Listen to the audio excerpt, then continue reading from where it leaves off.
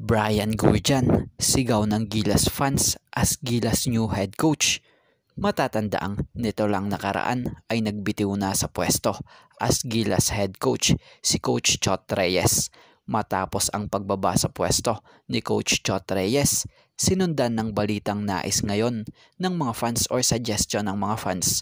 Itong si Coach Brian Guardian ang isa lang as Gilas new head coach.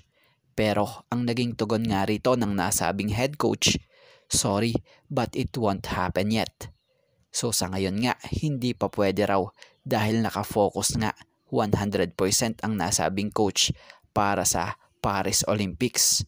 Sa mga hindi nakakaalam, si Coach Brian Guardian, ang coach nga po ng Australian Boomers this 2023 FIBA World Cup na tulad nga ng nangyari rin kay Coach Chot Reyes.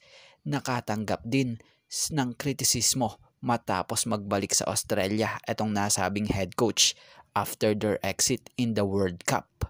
Batay pa nga sa post ng Spin.ph, credit po, nakasaad nga rito na fans clamoring for Brian Guardian to coach Gilas Pilipinas would have to wait at least after 2024. At ngayong wala pa nga ring coach ang Gilas Pilipinas, abang-abang tayo baka bukas o makalawa may coach na silang mapili para pumalit sa naiwang pwesto nitong si Coach Chot.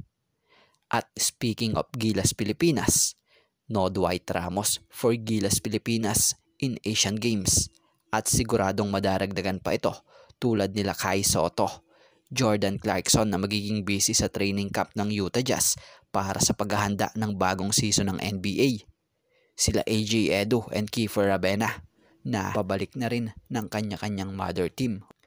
At inaasahang maiiwan na lamang rito sa Gilas Pilipinas ay itong sila Junmar Fajardo, Japet Aguilar, CJ Perez, RR Pogoy, and Scottie Thompson. At inaasahang magiging import nga ng Gilas Pilipinas sa Asian Games ay itong Gilas naturalized na si Justin Brownlee.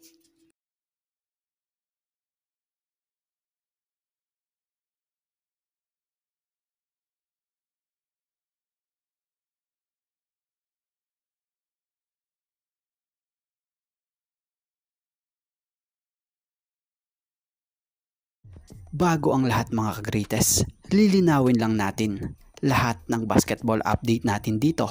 Lahat totoo at hindi puro rumors. Kaya naman, pakisuportahan nyo naman po ang ating YouTube channel na ito na Greatest Fireball TV.